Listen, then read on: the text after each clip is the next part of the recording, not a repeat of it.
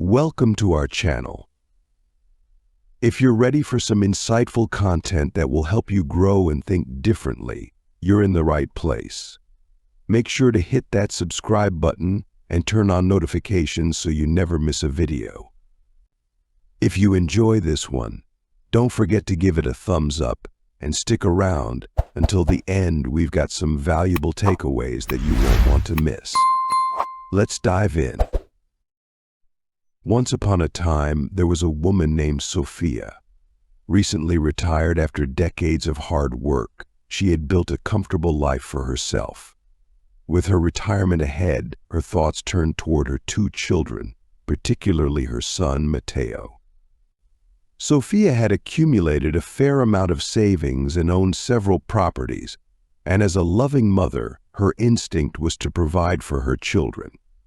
She dreamed of giving them a life of security, a life free from the financial worries that had once plagued her. What better way to show her love than by offering them some of the wealth she had built? Sophia planned to give Matteo a significant financial gift, a large sum of money that would allow him to pursue his dreams. But before she could act on her generous impulse, a neighbor shared a wise piece of advice. The neighbor, who had seen many families fall into the trap of overgiving, cautioned Sophia.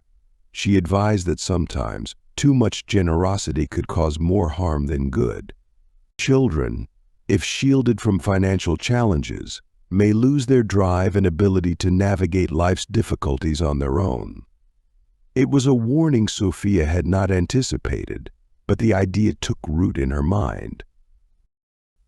Like many parents, Sophia's desire to protect her children from hardship came from a place of love. But as she mulled over her neighbor's words, she realized that her plan might be too much of a good thing.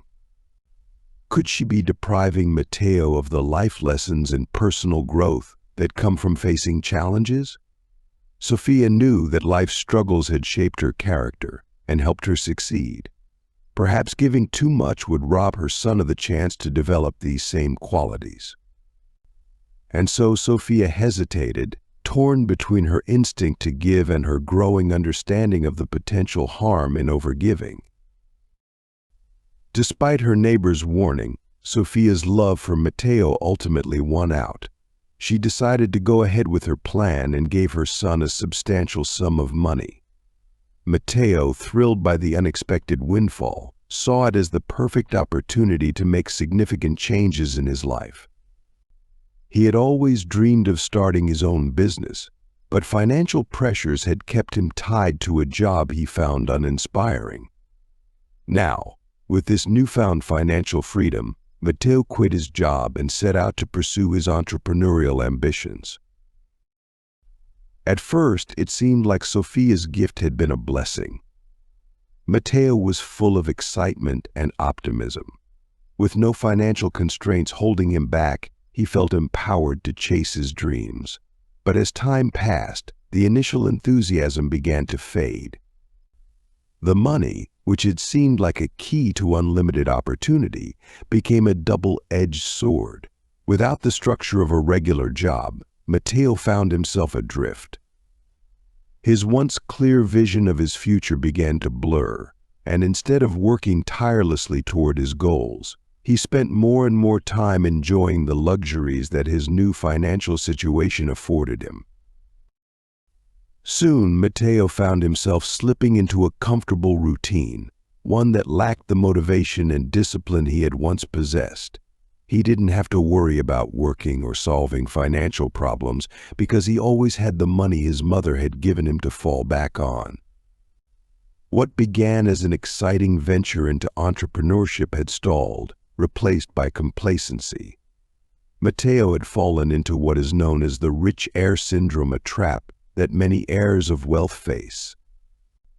The security of wealth dulled his ambitions, leaving him less inclined to push himself or develop the skills necessary to overcome life's challenges. Statistics show that 70% of wealthy families lose their fortunes by the second generation, and an overwhelming 90% lose it by the third. The reason is simple: when money comes easily, it's often not valued or managed wisely. The skills needed to earn and sustain wealth are never developed because the wealth itself acts as a buffer against life's difficulties. Matteo, like many in his situation, began to lose his sense of purpose. When life became too easy, he stopped striving. The challenges that once would have motivated him to grow and push beyond his limits were no longer necessary to overcome. Why struggle when money was readily available to solve his problems? Over time, Matteo's reliance on the wealth his mother had given him eroded his ability to think critically and navigate adversity. His sense of self-reliance, a quality that Sophia had unknowingly developed through her own life struggles, was never fully formed in her son. The moral of Matteo's story is clear: easy access to wealth, without the necessary financial literacy and self-discipline to manage it, can be destructive. Providing financial support might seem like an act of love. It can quickly turn into a crutch that weakens a person's ability to grow. The true danger of easy wealth lies not in the money itself, but in the way it can stifle ambition and lead to a loss of purpose.